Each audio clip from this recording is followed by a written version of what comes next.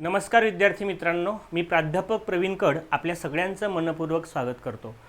मित्रांनो, आपल्याला माहिती आहे की महाराष्ट्र नगर परिषदांमध्ये विविध पदांसाठी भरती प्रक्रियेची जाहिरात नुकतीच या ठिकाणी जाहीर झालेली आहे। तर त्या संदर्भात एक डिटेल आपण अभ्यासक्रम काय आहे, यासोबतच नेमकी प्रोसिजर अर्ज भरण्याची काय आहे, सिलेबस किती आहे आणि एकंदरीतच ही जी काही अभ्यासाची रणनीती किंवा व्यूहरचना आहे त्याबद्दल या व्हिडिओमध्ये आज डिस्कस करणार आहोत। तर महाराष्ट्र नगर परिषद भरती लेखापरीक्षण व लेखापरीक्षा या पोस्टसाठी जी काही परीक्षा घेण्यात येणार आहे तर ती घेण्यात येणार आहे लेखाधिकारी या पदांसाठी। तर या अभ्यासाची व्यूहरचना आपण या ठिकाणी डिस्कस करणार आहोत। सगळ्यात पहिल्यांदा आपण या ठिकाणी बघू शकता की नगर परिषद प्रशासन संचालनालय यांच्या माध्यमातून ही पदभरतीची सविस्तर जाहिरात या ठिकाणी आलेली आहे। दिनांक 13 जुलै 2023 पासून अर्ज भरण्याची प्रक्रिया ही सुरू झालेली आहे आणि या ठिकाणी आपल्याला विविध संवर्गातील पदांची भरती या ठिकाणी दिसते बघा की नगर परिषद प्रशासन संचालनालय महाराष्ट्र शासन अंतर्गत राज्यातील विविध नगर परिषदा किंवा नगर पंचायतीमधील महाराष्ट्र नगर परिषद राज्य सेवा म्हणजे याचा अर्थ अखिल महाराष्ट्र स्तरावर ही भरती प्रक्रिया राबवली जाणार आहे। या अंतर्गत गट क संवर्गातील श्रेणी अ, श्रेणी ब आणि श्रेणी क या पदांपैकी रिक्त असलेली पदे नामनिर्देशनाने किंवा सरळ सेवेने या ठिकाणी भरायची आहे। तर सगळ्यात पहिल्यांदा आपण हे लक्षात घेणं गरजेची आहे की ही गट क ची पोस्ट आहे। ओके, गट क ची जरी पोस्ट असली तरी एक अतिशय चांगली आणि चांगल्या पगाराची ही पोस्ट आहे, ज्या माध्यमातून श्रेणी अ म्हणजे ग्रेड ए, ग्रेड बी आणि ग्रेड सी या विविध श्रेणी या माध्यमातून असणार आहे। परीक्षा या तिन्ही श्रेणींसाठी एकच होणार आहे, एकच परीक्षा त्या ठिकाणी असणार आणि तुमचे जे काही मार्क्स आहेत किंवा मेरिट जे आहे हे मार्क्स जर जास्त असेल किंवा मेरिट जर चांगलं असेल तर तुम्हाला त्या पद्धतीने ह्या श्रेणी ज्या आहेत त्या मिळणार आहेत। जर हायर मार्क्स असतील तर श्रेणी अ त्या ठिकाणी मिळू शकणार आहेत। श्रेणी अ, ब आणि क यामध्ये नेमका काय फरक आहे तर जो काही पगाराचा फरक आहे साधारणतः प्रत्येक श्रेणीमध्ये एक 8 ते 10 हजार रुपये ऑन ॲन ॲव्हरेज एवढा पगारांचा फरक त्यामध्ये असणार आहे। तर हा श्रेणीचा मुद्दा आपल्याला या ठिकाणी लक्षात आला असेल। तर पुढे बघूयात आपण की या परीक्षेसाठी ऑनलाईन पद्धतीने अर्ज स्वीकृतीचा कालावधी 13 जुलै 2023 ते 20 ऑगस्ट 2023। तर 20 ऑगस्टपर्यंत किंवा त्याच्या अगोदरच आपल्याला काय करायचं आहे, ही हा ऑनलाईन अर्ज भरायचा आहे आणि वेबसाईट या ठिकाणी दिलेली आहे बघा, mahadma.maharashtra.gov.in या वेबसाईटला जाऊन आपल्याला ऑनलाईन अर्ज या ठिकाणी सादर करायचा आहे। आता पुढे काय सांगितलं की जी काही आपली परीक्षा होणार आहे ही होणार आहे ऑनलाईन आणि कम्प्युटर बेस्ड टेस्ट म्हणजे कम्प्युटरवर ही परीक्षा ऑनलाईन होणार आहे। मित्रांनो, विविध जे काही परीक्षा केंद्र आहेत हे परीक्षा केंद्र तुम्हाला सिलेक्ट करायचे आहेत। मॅक्सिमम 3 परीक्षा केंद्र तुम्ही सिलेक्ट करू शकतात ॲज पर युअर चॉईस आणि त्या पद्धतीने तुम्हाला संबंधित जे काही परीक्षा केंद्र आहे ते परीक्षा केंद्र परीक्षेसाठी देण्यात येणार आहे। परीक्षेसाठी प्राप्त झालेल्या अर्जांची संख्या विचारात घेऊन आवश्यकता असल्यास सदर परीक्षा ही एकापेक्षा अधिक दिवशी व एकापेक्षा अधिक सत्रात घेण्यात येईल। म्हणजे नंबर ऑफ ॲप्लिकेशन जर जास्त असतील तर ही परीक्षा कशी होणार आहे, एकापेक्षा जास्त दिवसांमध्ये होईल किंवा एकापेक्षा जास्त शिफ्टमध्ये होईल। म्हणजे उदाहरणार्थ मॉर्निंगची शिफ्ट असेल किंवा आफ्टरनूनची शिफ्ट असेल अशा पद्धतीने। ओके, कारण या ठिकाणी कम्प्युटर कसे असतात लिमिटेड आहेत ना, त्याच्यामुळे ही प्रोव्हिजन या ठिकाणी केलेली आहे।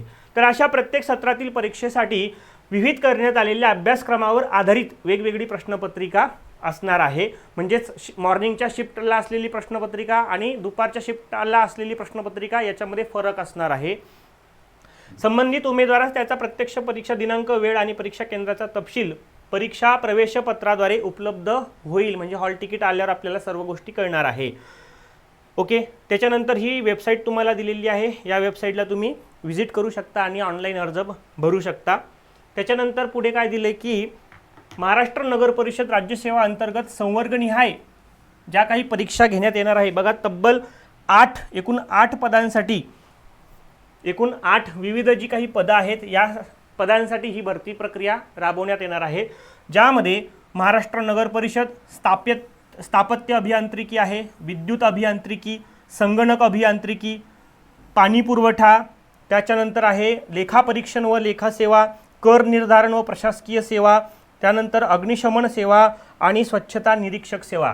तर या सगळ्या पदांसाठी एकूण जवळपास 8 पदांसाठी ही परीक्षा घेण्यात येणार आहे आणि ज्या अंतर्गत गट क जो आहे त्या गट क साठी श्रेणी अ, ब आणि क या माध्यमातून या पदावर निवड होणार आहे. ओके, तर बघा पुढे सांगितलं की महाराष्ट्र नगर परिषद राज्य सेवा प्रवेश नियमातील तरतुदीनुसार उपरोक्त प्रत्येक सेवेतील श्रेणी क संवर्गातील कोणत्या श्रेणी क फक्त तर श्रेणी क संवर्गातील जी काही पदं आहेत त्या पदांपैकी 25% पदे ही नगर परिषद किंवा नगरपंचायत कर्मचाऱ्यांमधून भरावयाची आहेत. ओके, त्या कर्मचाऱ्यांमधून भरावयाच्या 25% पदसंख्या एवढे पात्र उमेदवार उपलब्ध न झाल्यास रिक्त राहिलेली पदे भरतीतील इतर खुल्या पात्र उमेदवारांतून भरण्यात येईल. तर हे गोष्ट या ठिकाणी लक्षात घ्यायची आहे आपल्याला. श्रेणी अ, श्रेणी ब आणि श्रेणी क या तिन्ही श्रेणींमध्ये किती व्हॅकन्सीज अवेलेबल आहेत ते आपल्याला डिटेलमध्ये दिलेलं आहे. मात्र श्रेणी क मध्ये 25% जे काही व्हॅकन्सीज आहेत ह्या कोणासाठी राखीव असणार आहे तर नगर परिषदा किंवा नगरपंचायतीमध्ये कोणत्याही कामावर असलेल्या कर्मचाऱ्यांमधून ही पदे भरायची आहेत, म्हणजे 25% त्यांच्यासाठी आरक्षित आहे.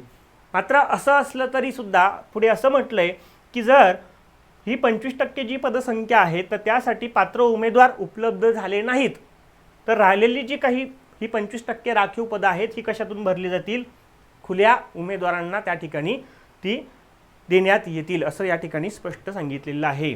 ओके, त्यानंतर या परीक्षेसाठी लागणारी नेमकी पात्रता काय आहे ते बघूयात आपण. सगळ्यात पहिल्यांदा भारतीय नागरिक आहोत आपण. वयोमर्यादा या ठिकाणी महत्त्वाची आहे. वयोमर्यादा काय आहे बघा, किमान 21 वर्ष पूर्ण असले पाहिजे, म्हणजे ग्रॅज्युएशन त्या ठिकाणी आपलं झालेलं असतंच. बेसिकच क्वालिफिकेशन या ठिकाणी ग्रॅज्युएशन सांगितलेलं आहे. आणि जो काही अराखीव किंवा ओपन कॅटेगरीसाठी या ठिकाणी आहे वय वर्ष 38, परंतु आत्ता नुकतीच शासनाने ही वयोमर्यादा +2 ने वाढवलेली आहे, म्हणजे 40 या ठिकाणी केलेली आहे. ओके, आणि जे काही इतर मागासवर्गीय असतील त्यांच्यासाठी 43 आहे. बाकीची वयोमर्यादा या ठिकाणी आपण बघू शकता. प्रावीण्यप्राप्त खेळाडू आणि माजी सैनिकांसाठी या ठिकाणी प्रावीण्यप्राप्त 43 आहे, माजी सैनिकांसाठी या ठिकाणी 45 आहेत. तर अशा पद्धतीने ही वयोमर्यादा आपण बघू शकता. तर बघा या ठिकाणी काय सांगितलं की खुल्या प्रवर्गासाठी आता 40 वर्षापर्यंत आहे आणि मागास प्रवर्गासाठी किती आहे 45 वर्ष आहे. त्यानंतर आता आपण या ठिकाणी जो काही फोकस करणार आहोत तो आहे आपल्या कॉमर्स विषयाच्या संदर्भात. ओके, तर लेखापरीक्षण आणि लेखा सेवा या परीक्षेसाठी नेमकी काय शैक्षणिक पात्रता आणि इतर आवश्यक अर्हता सांगण्यात आलेली आहे. पदाचं नाव आहे लेखापरीक्षक लेखा सेवा गट क, श्रेणी अ, श्रेणी ब, श्रेणी क.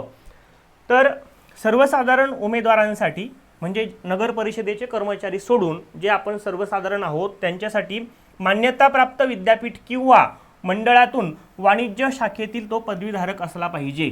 ओके, तर या ठिकाणी स्पष्ट सांगितलेलं आहे की वाणिज्य शाखा म्हणजे ज्यांचं BCom झालेलं आहे असे विद्यार्थी या परीक्षेसाठी पात्र आहेत. मान्यताप्राप्त विद्यापीठ म्हणजे काय तर UGCच्या नियमानुसार UGCने ज्यांना मान्यता दिलेली आहे. मग याच्यामध्ये मुक्त विद्यापीठ मान्यता प्राप्त आहे का तर हो, मुक्त विद्यापीठाची डिग्रीसुद्धा यासाठी एलिजिबल आहे. यासोबतच MSCIT परीक्षेच्या संदर्भात आपल्याला सांगितलेलं आहे की MSCIT सुद्धा या ठिकाणी आपल्याकडं असलं पाहिजे. ज्यांच्याकडं नाही आहे तर त्यांनी त्या ठिकाणी आता काय करायचं आहे की MSCITचा जो कोर्स आहे तो कंप्लीट करायचा आहे. सर्व्हिसमध्ये जॉईन झाल्यानंतर 2 वर्षाची सवलत किंवा मुदत आपल्याला त्या ठिकाणी दिली जाते हे MSCITचं प्रमाणपत्र सबमिट करण्यासाठी. त्याच्यानंतर नगर परिषद नगरपंचायत कर्मचाऱ्यांसाठी जे की 25% गट क मध्ये राखीव आहेत लक्षात घ्या, तर यांना सुद्धा मान्यताप्राप्त विद्यापीठ किंवा मंडळातून वाणिज्य शाखेतील पदवी त्या ठिकाणी असणं गरजेचं आहे आणि प्लस किमान 5 वर्षाचा अनुभव अशा कर्मचाऱ्यांना असला पाहिजे. त्यानंतर आणखीन महत्त्वाचं काय आहे तर नामनिर्देशनाद्वारे किंवा सरळ सेवेने नगर भरती प्रक्रियेसाठी सर्वसाधारण परीक्षार्थी व नगर परिषद नगरपंचायत कर्मचाऱ्यांकरिता सर्व संवर्गातील श्रेणी क मध्ये 25% राखीव पदावर 120 गुणांचा 60 प्रश्न 120 गुणांचा 60 प्रश्न काय असणार आहेत, तर त्याच्यामध्ये प्रत्येक प्रश्न किती मार्काला आहे, 2 मार्काला आहे, म्हणजे 120 मार्क झालेत.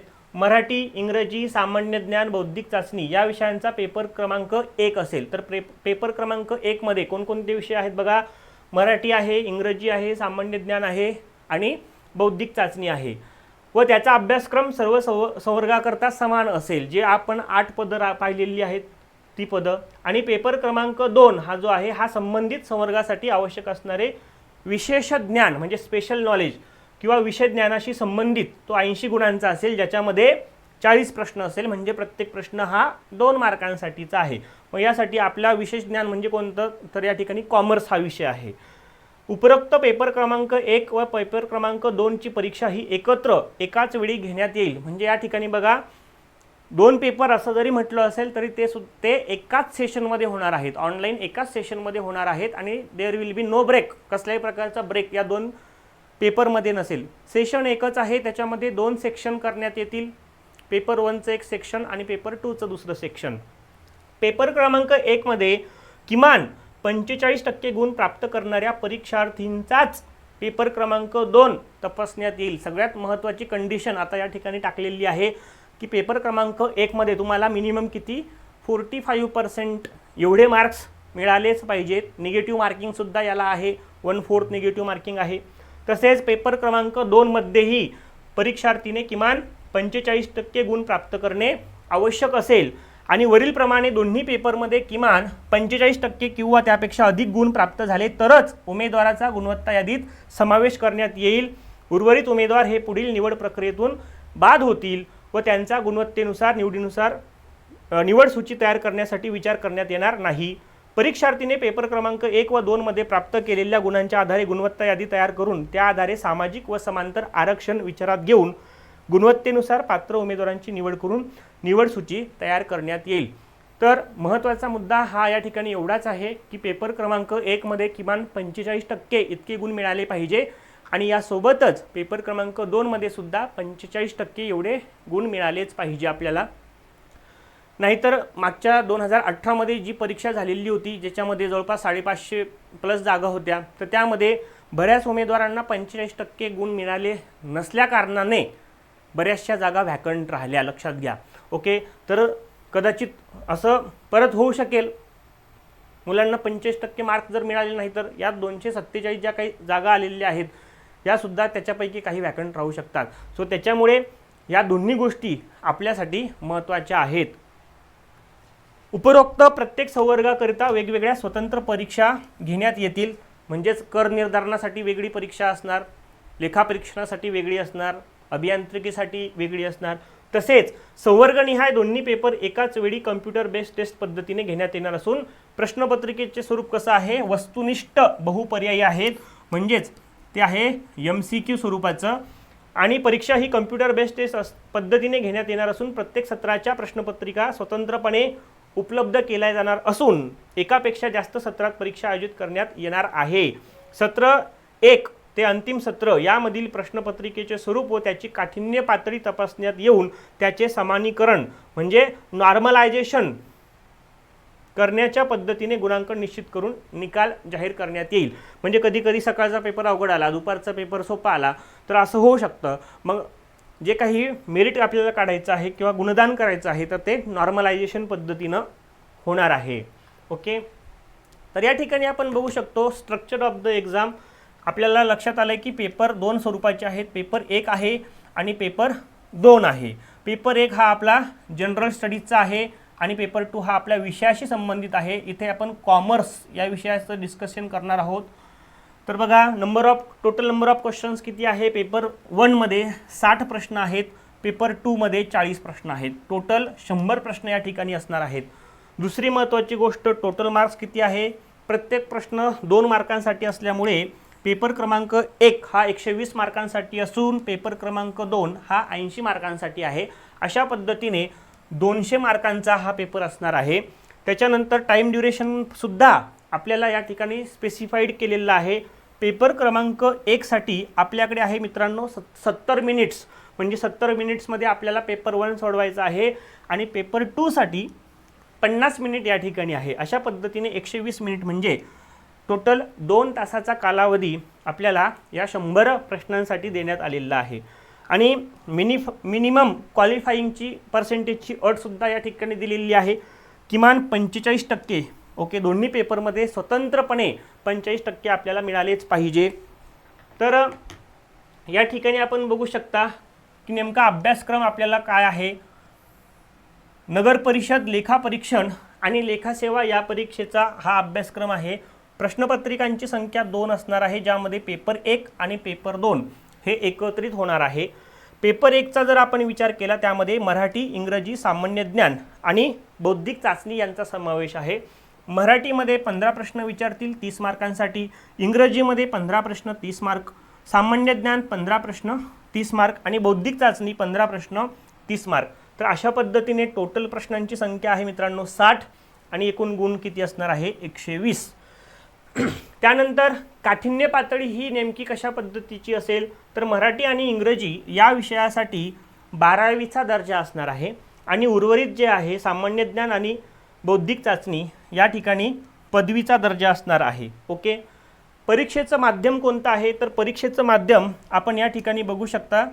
परीक्षेचं माध्यम आहे या ठिकाणी बघा मराठीचे प्रश्न मराठीमध्येच विचारले जातील, इंग्रजीचे प्रश्न इंग्रजीमध्येच विचारले जातील आणि राहिलेले जे विषय आहे सामान्य ज्ञान आणि बौद्धिक चाचणी यासाठी मराठी आणि इंग्रजी हे दोन्ही माध्यम असणार आहेत।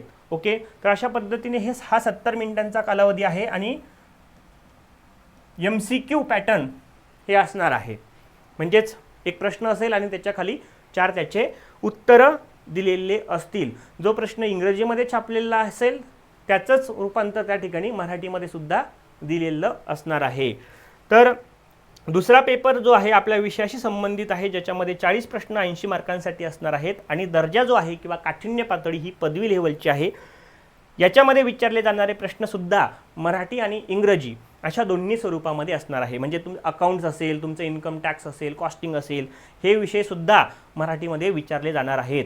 एकूण किती कालावधी आहे 50 मिनिटे आहेत आणि वस्तुनिष्ठ बहुपर्यायी स्वरूपाचा आहे। अशा पद्धतीने एकूण पेपर 1 आणि पेपर 2 100 प्रश्नांचा असून 200 मार्कांसाठी आहे आणि त्याला टाइम ड्युरेशन किती आहे 120 मिनिट आहे, म्हणजे 2 तासांचा आहे। सगळ्यात महत्त्वाचं काय आहे अजून याच्यामध्ये निगेटिव्ह मार्किंग आहे। बघा, नकारात्मक गुणदान पद्धती या ठिकाणी लागू होणार आहे।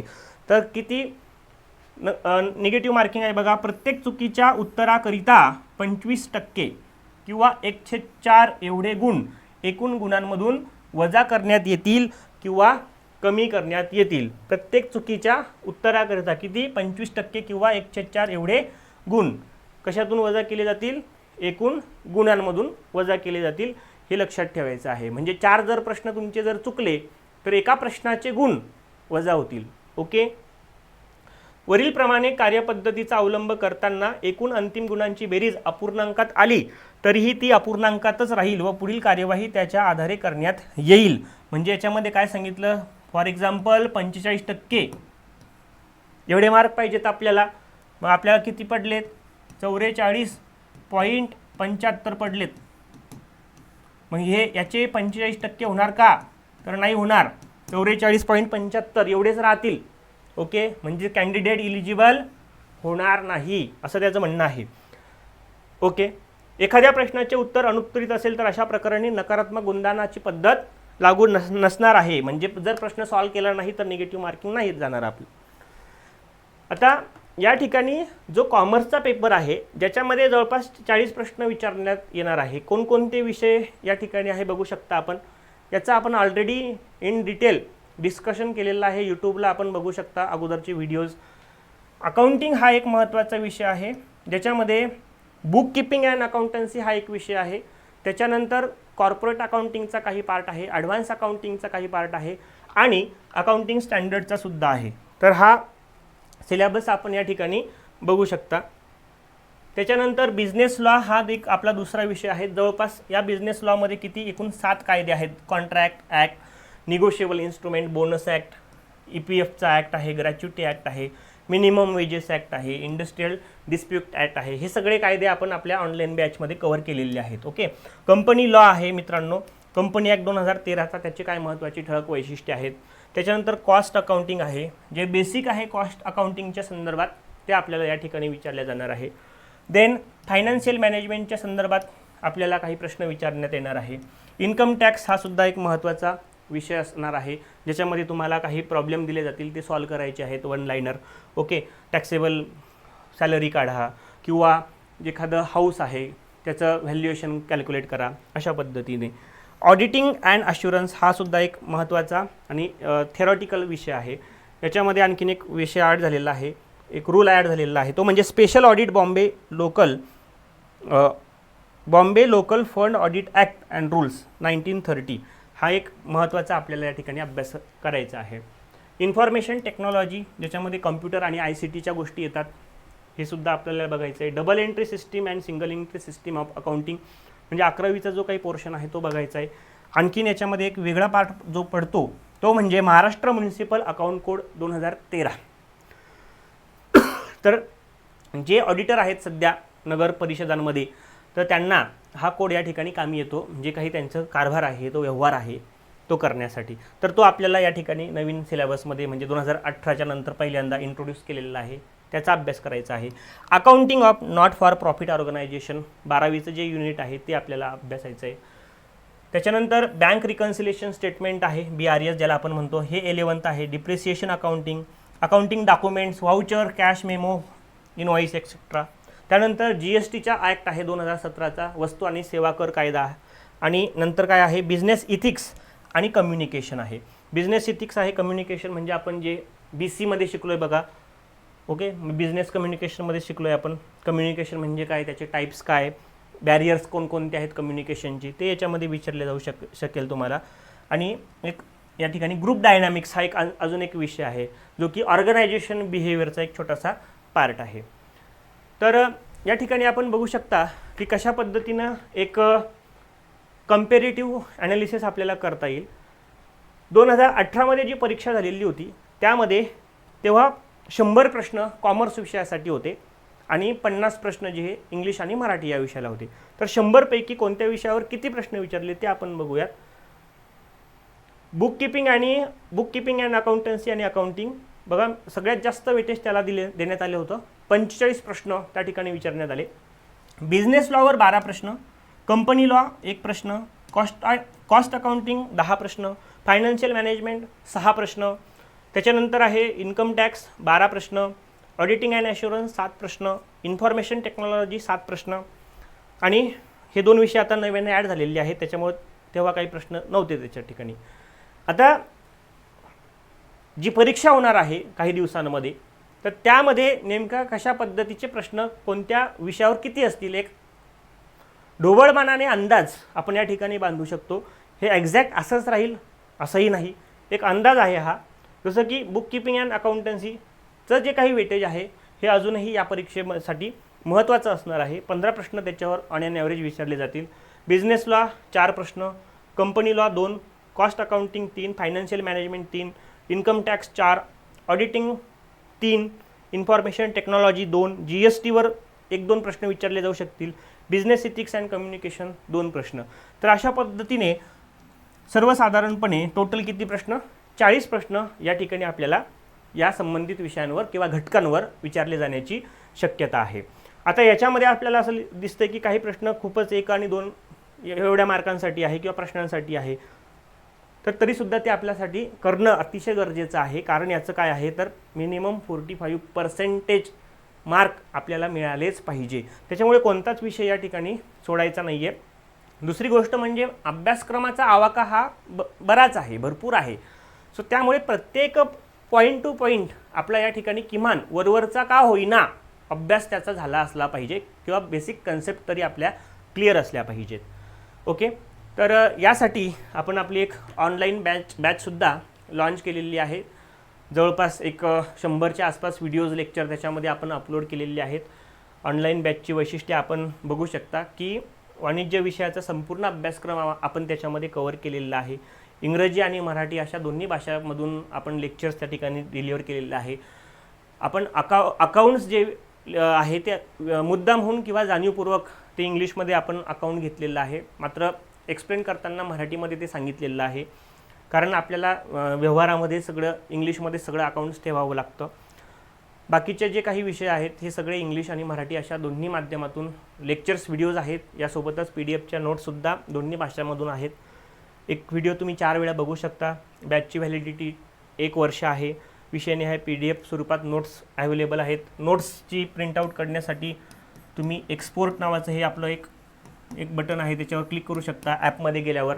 ओके, तर ते एक्सपोर्टवर क्लिक करून तुम्ही त्या नोट्स डाउनलोड करू शकता, त्याच्या झेरॉक्स करू शकता. यासोबतच आपण PYQ विश्लेषणसुद्धा या ठिकाणी ठेवलेलं आहे आणि लवकरच आपण टेस्ट सिरीजसुद्धा सुरू करत आहोत. ओके, तर हे करण्यासाठी तुम्हाला काय करायचं आहे की गुगल प्ले स्टोअरला जायचं आहे आणि प्रवीण कड क्लासेस ह्या नावाचं आपलं ॲप आहे, हे ॲप तुम्ही त्या ठिकाणी डाउनलोड करू शकता. आणि लवकरच आपण काय करत आहोत की आपले जे 2018 बॅचचे लेखाधिकारी मित्र जॉईन झालेले आहेत या पोस्टमध्ये, तर त्यांचं एक ऑनलाईन सेशन आपण या ठिकाणी ठेवलेलं आहे. लेखाधिकारी आपल्या भेटीला या शीर्षकाखाली एक मुक्त संवाद आपण त्यांच्या साधणार आहोत. त्यांच्यामध्ये तुमच्या मनामध्ये जे काही डाऊट्स असतील, आता हे परीक्षेच्या संदर्भात डाऊट्स आपण सगळे क्लिअर केलेले आहेत, परंतु नेमकं जॉब प्रोफाईल कशी आहे, कामाचं स्वरूप नेमकं काय आहे, आपल्याला अशी भीती असते की आपल्याला हे काम जमणार किंवा नाही जमणार. बऱ्याच लोकांचे मला फोन कॉल येतात, सर माझं BCom मुक्त विद्यापीठातून झालं आहे किंवा मी BComला काहीच अभ्यास केला नाही, असंच पास झालो आहे, मग मला हे जमेल का? तर हे सगळं जमणार आहे आणि हे तुम्हाला सगळे सांगणार आहेत. जसं की भगवान नाणेकर सर आहेत, जे लेखाधिकारी आहेत, जिल्हा प्रशासन अधिकारी कार्यालय, नगर विकास शाखा, जिल्हा चंद्रपूर या ठिकाणी ते सध्या कार्यरत आहेत. यासोबतच बालाजी चौरे सर आहेत, भोकर जिल्हा नांदेड या ठिकाणी जी नगर परिषद आहे त्या ठिकाणी ते लेखाधिकारी म्हणून जॉईन आहेत. आणि यासोबतच आमचे मित्र आहेत संजय जाधव, लेखाधिकारी आहेत, देऊळगाव राजा नगर परिषद जिल्हा बुलढाणा या ठिकाणी. तर आपण शनिवार दिनांक 15 जुलै 2023ला संध्याकाळी 5 ते 6 या वेळेत हे गुगल मीटचं सेशन ठेवलेलं आहे, जे की सगळ्यांसाठी अवेलेबल असणार आहे, मोफतमध्ये अवेलेबल असणार आहे. तर तुम्ही जरूर याचा भाग घेऊ शकता आणि याच्यामध्ये सहभागी होऊ शकता. तर अशा पद्धतीने आपण एकंदरीतच सर्व आजच्या या भरती प्रक्रियेच्याबद्दल जाणून घेतलं. मित्रांनो, व्हिडिओ आवडल्यास लाईक करा, शेअर करा आणि आपलं जे यूट्यूब चॅनल आहे ते सबस्क्राईब करायला विसरू नका. याही अगोदर बरेचसे व्हिडिओज आपण त्या ठिकाणी शेअर केलेले आहेत, ते नक्की बघा. आणि यासोबतच तुमच्या अजून काही शंका असतील तर कमेंट बॉक्समध्ये नक्कीच मेन्शन करा, त्याचं उत्तर किंवा तुमच्या शंकांचं निरसन करण्याचा नक्कीच प्रयत्न केला जाईल. तर या ठिकाणी आपण थांबूया. Thank you and best of luck for your examination.